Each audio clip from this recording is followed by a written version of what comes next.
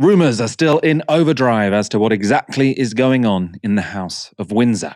The Princess of Wales has not been seen since Christmas publicly. Well, at least that was the case until this weekend. The Sun splashed their Monday edition with the headline, "Kate Outdoors."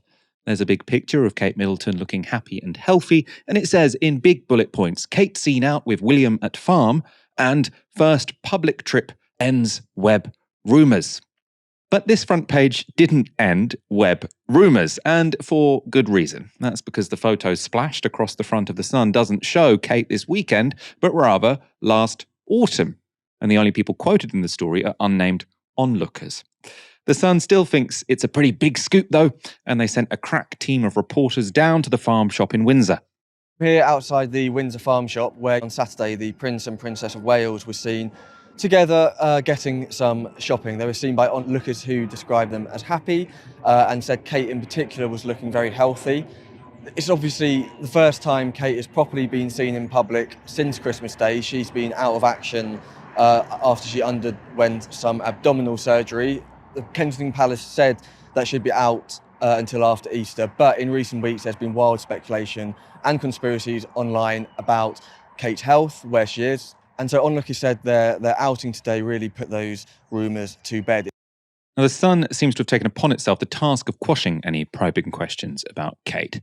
Amid speculation following the release of a clearly photoshopped family picture, the Sun told social media users to lay off Kate. They accused those questioning the official narrative about Kate and Will of bullying, and they said their theories were absurd.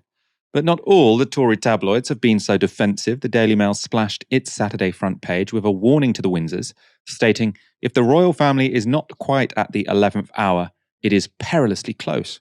In the piece, Richard Kay lists a number of royal mishaps from the past few weeks and months, and then says this: "Charles's own condition has unavoidably focused attention on his and Camilla's long-term position.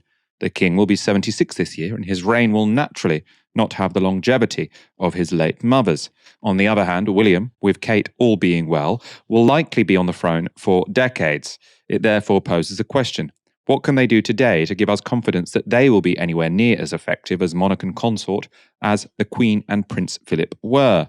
Can they steady the royal ship, even in the squalls and storms of social media comment and untamed foreign reporting?"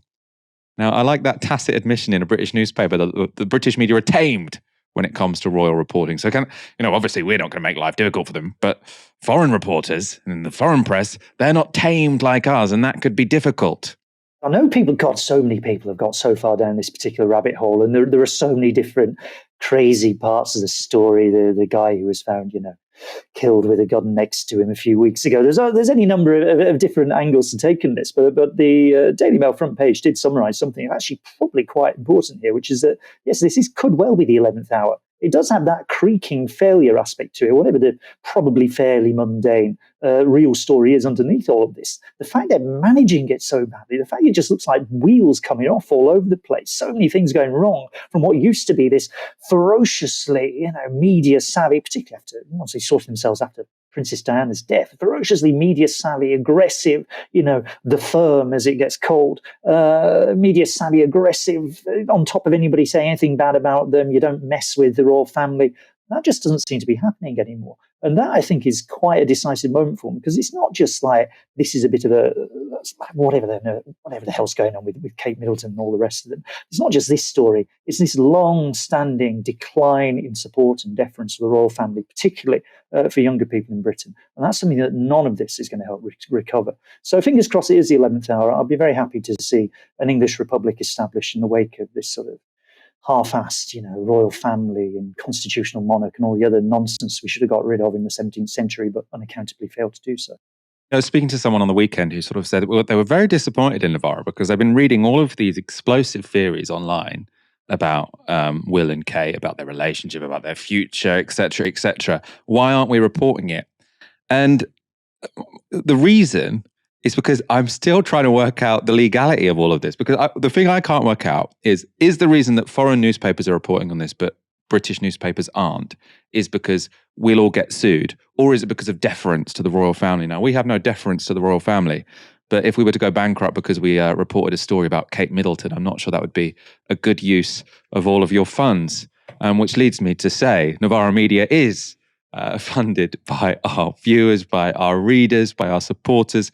If you are not already a Novara Media supporter, please do go to novaramedia.com/support. I will try and find out how much grittier we can get in our coverage of the Royals, but I promise I will not blow your subscription fees on a battle with Kensington Palace.